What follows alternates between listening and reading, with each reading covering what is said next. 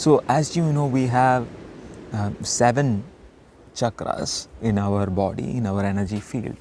And the root chakra, which is the Muladhara chakra, which is the base, which is around the spine, which really represents the physicality of this life, and which, when this Muladhara chakra is active and fully conscious, we will experience anchoring, a sense of power, a groundedness. Our physical, our creative endeavors will manifest in the physicality of our life.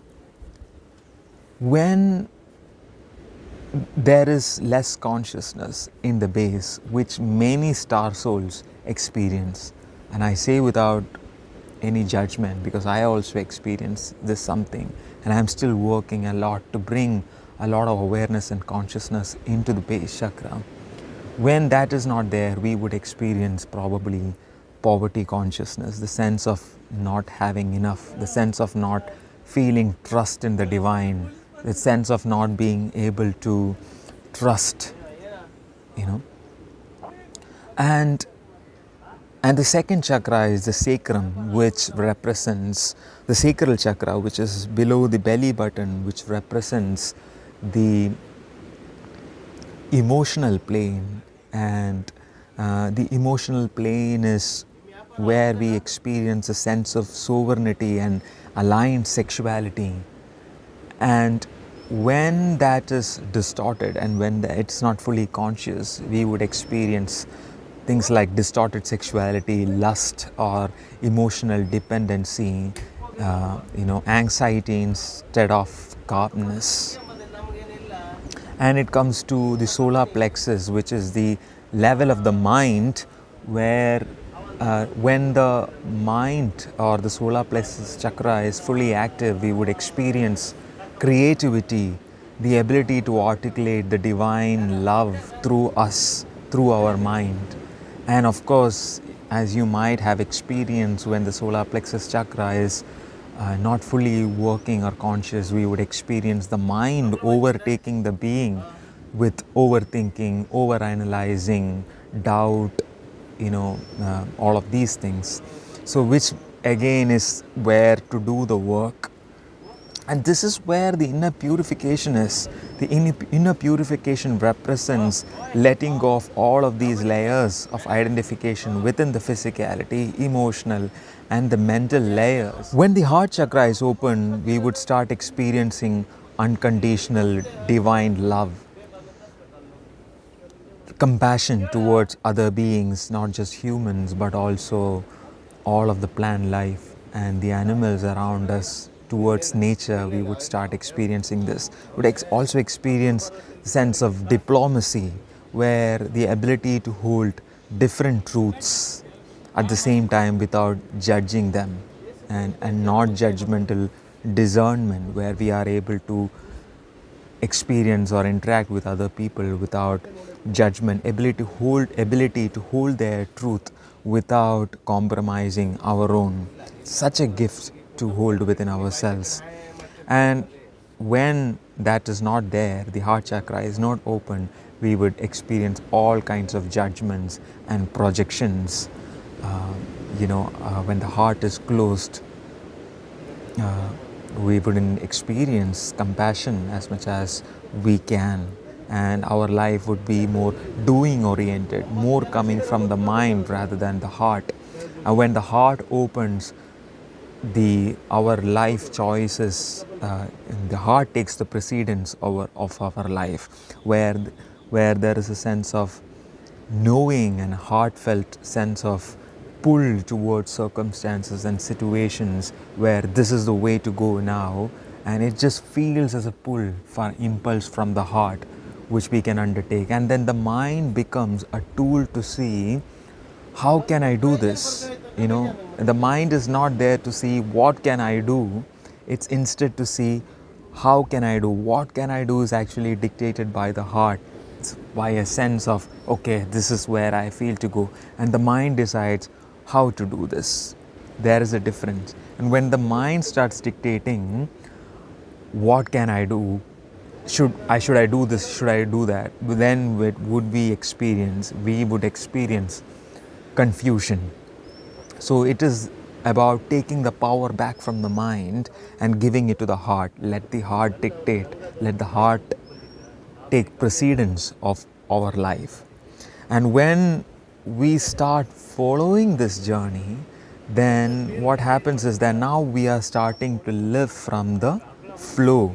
We are starting to live from the flow. It is going to take us to the places that we really need to go, experience life in certain ways, which will help us uncover different layers.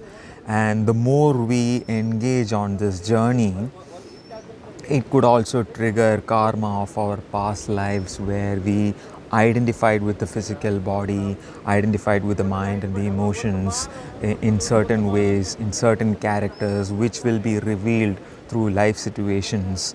And working with the triggering would be essential. And I will say a little bit about working with the triggering in the end. You could also watch the podcast Rich and I did about working with the triggerings and the other side of triggering as well, which would be really helpful.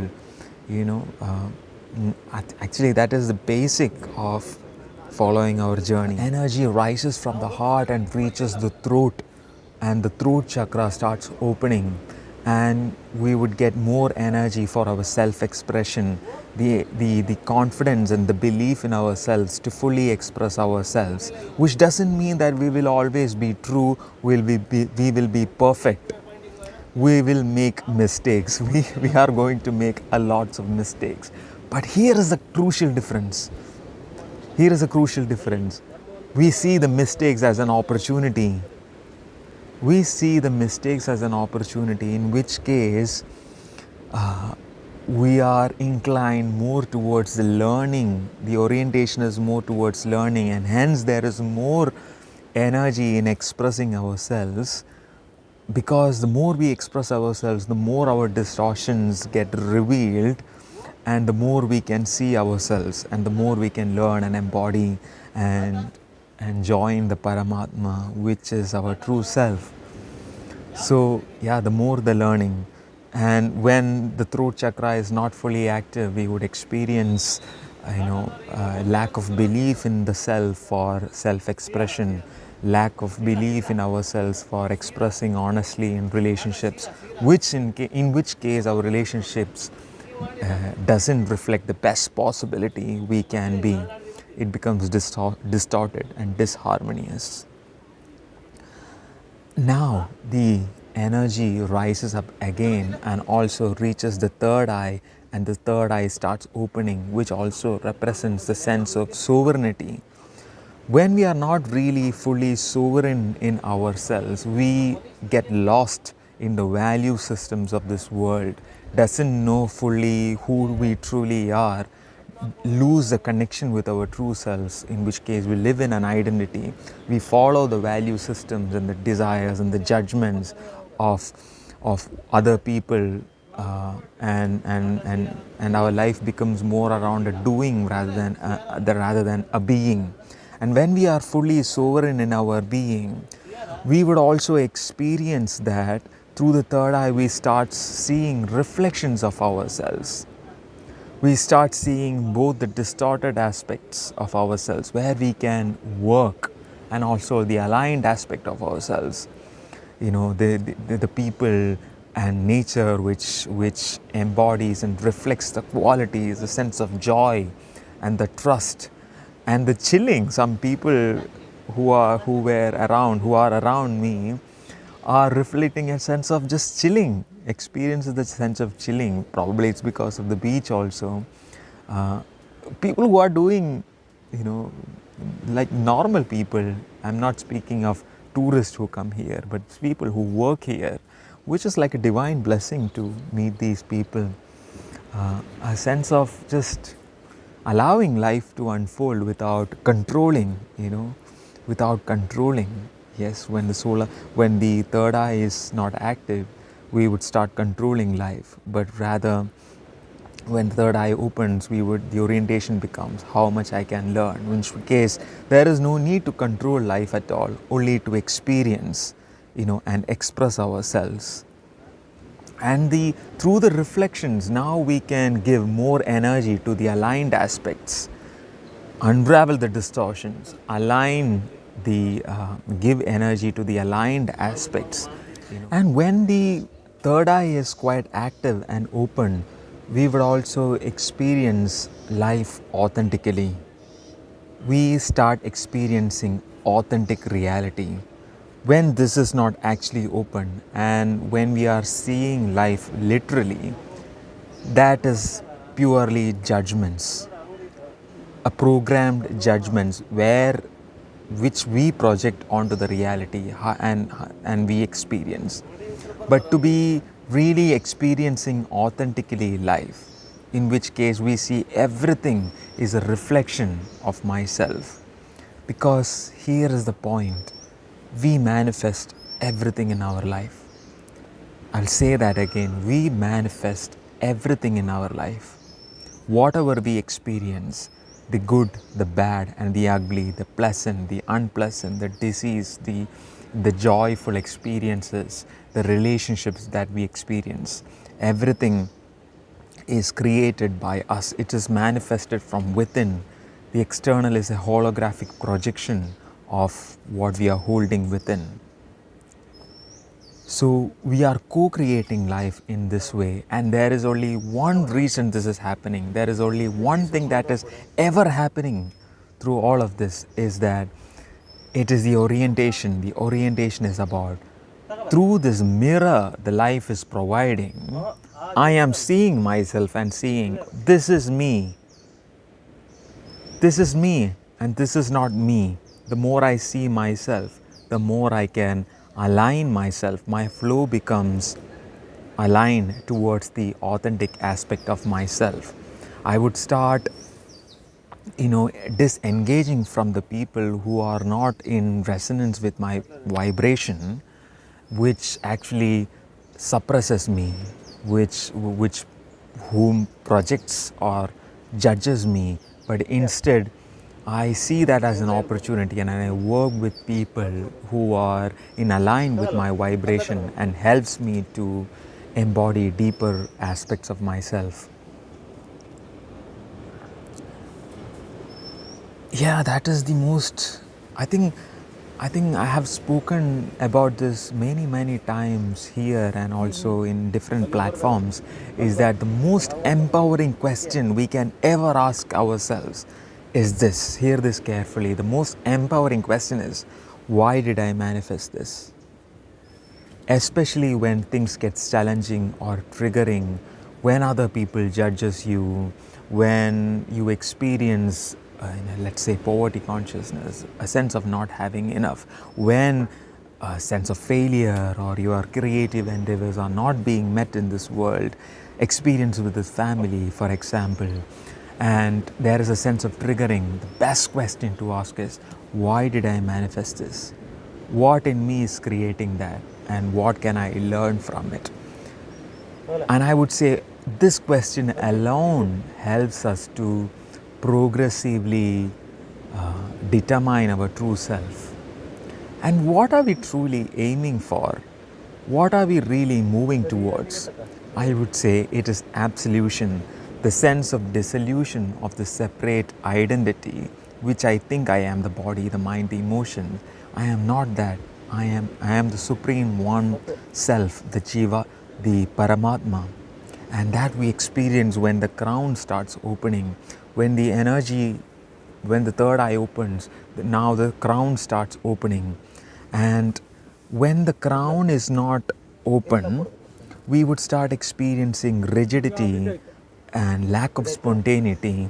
Our choices are dictated by the mind, but instead, and we would also find trouble in sitting in the unresolution and the unknown, because the ego, the identity, and the mind finds it really difficult to sit in the unknown, because it derives its security from the answers, from the known, and it knows where my meal is going to come from, what I'm going to do in a given day, and where the resources are going to come from. Everything is given, and when that is not there, when that is there, there is less space and energy for spontaneity.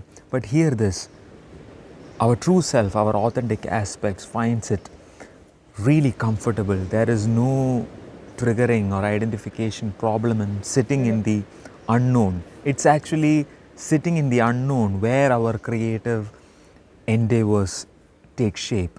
So there is absolutely every impulse to sit in the unknown, sitting in the unresolution, and where the creative endeavors now take shape through the crown. And also, when the crown is open, we would start experiencing the sense of absolution, where we merge with the divine light, a sense of trust and surrender into the divine light, where we know that everything is taken care of, in the sense of not protecting this identity, but everything is taken care of in the sense that every experience I am going to have in this lifetime or in the next lifetime is going to be for the best interest of my soul. In which case, even at the moment of passing on, in the death, we know that we are much beyond this physical body, mind, and the emotion. We are the Paramatma, and hence there is no fear in letting go of this physical casket and joining the light.